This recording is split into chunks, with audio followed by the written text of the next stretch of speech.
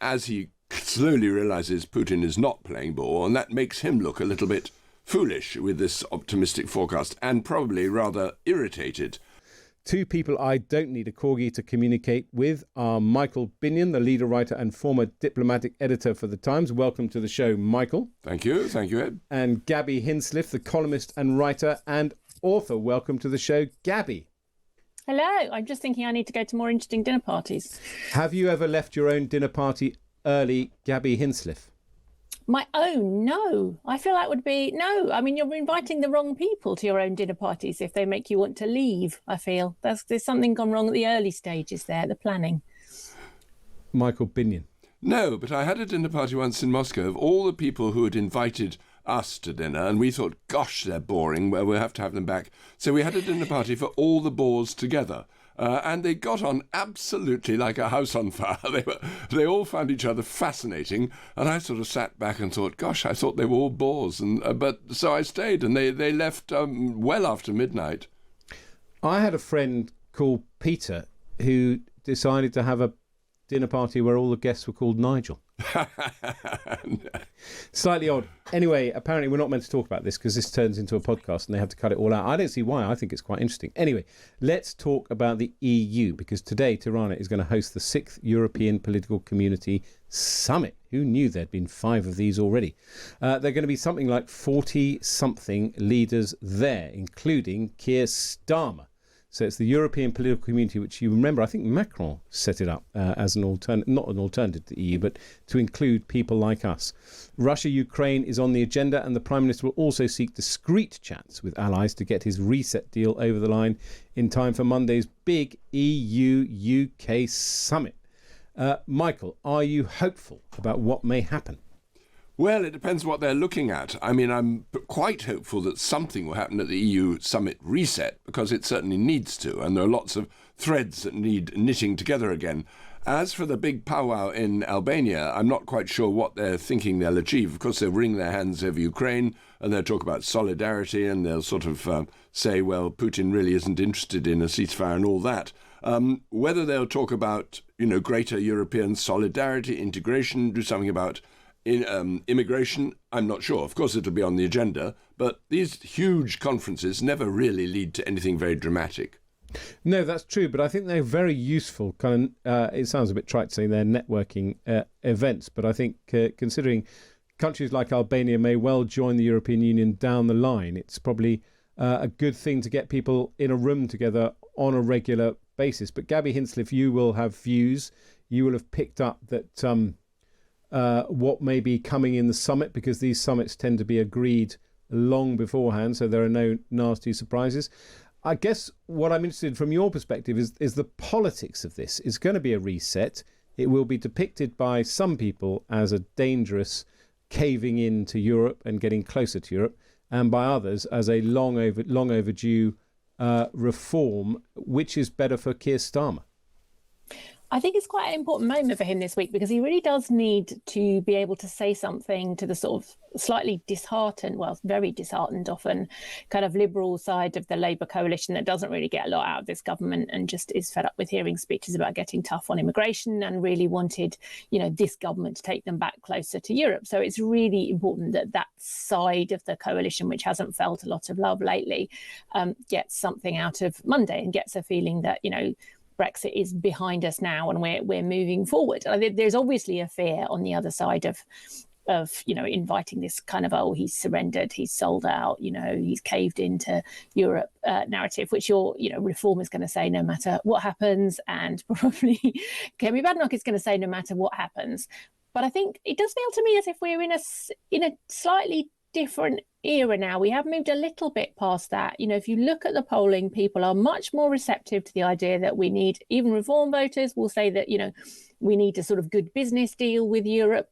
There are certain red lines you won't want to cross. For some reason, fishing appears to be, if you look at the focus groups, you look at the polling, fishing rights, any kind of idea of caving in or selling out on fishing rights is the really big thing that seems to upset people, which We're is an quite island odd, nation, Gabby. given we are an island nation, but we have must a very protect small our fish. we have a very small fishing industry these days. So you wouldn't necessarily think it was the thing that people were like, I'm going to go to the wall for this, but apparently it is. It is symbolic true. of something else. It's something I learned along the way, which is all our fish ends up going to Europe. The Europeans eat twice as much fish as we do, and we've kind of liberally cut ourselves off from their market. So it's completely bonkers.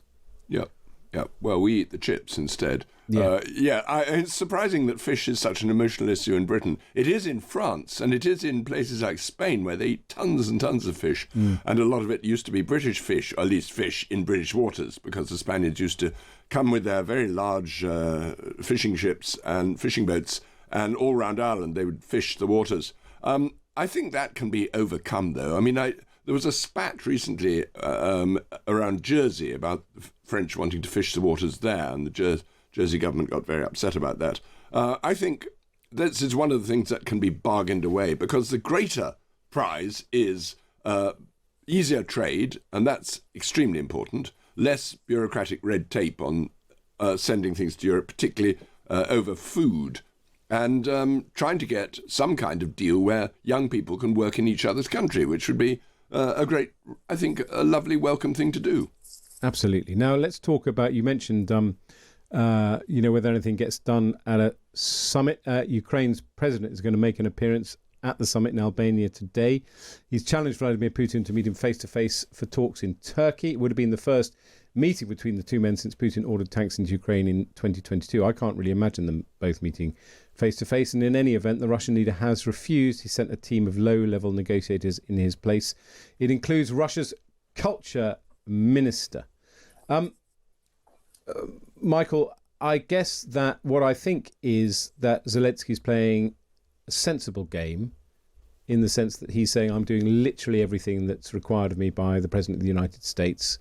Putin's not playing ball. But at the same time, you heard Trump effectively apologising for Putin's non-appearance, or excusing it, rather. Well, it rather reflects on Trump. I mean, he had this grand vision that he and Putin would end the war together. And, of course, as he slowly realises Putin is not playing ball, and that makes him look a little bit foolish with this optimistic forecast, and probably rather irritated. So he's trying to let the world down slowly. In other words, I'm not going to save Ukraine tomorrow. But I think his irritation with Putin will grow, and we'll see how that translates. He's still not the best of friends with Zelensky. I mean, they've made up, but I think he just has a sort of visceral dislike of Zelensky, and that goes way back to the whole time of the first impeachment, which was all over Zelensky not playing ball, over giving information about Biden's son. But, there's no love lost there. But I think Trump will begin to either get weary of this whole peacemaking attempt and say, well, they can sort it out. It's nothing to do with me. I've done my best. Or he will actually start getting pretty hostile to Russia. Let's hope so, is my thought. But Keir Starmer said Vladimir Putin must pay the price if he continues to dither and delay. Gabby, does that sound like tough talk from the Prime Minister, or is it at this stage pretty meaningless? It's what he's got to say, and it's what we've all got to continue saying. Whether Europe can back that up if it comes to it is the question. I mean, I think Zelensky's played things very well to this point, to get to this point from where we were a few weeks ago with that awful showdown in the White House. It's notable. It was smart to say that, Putin's not turning up was a mark of disrespect to Trump.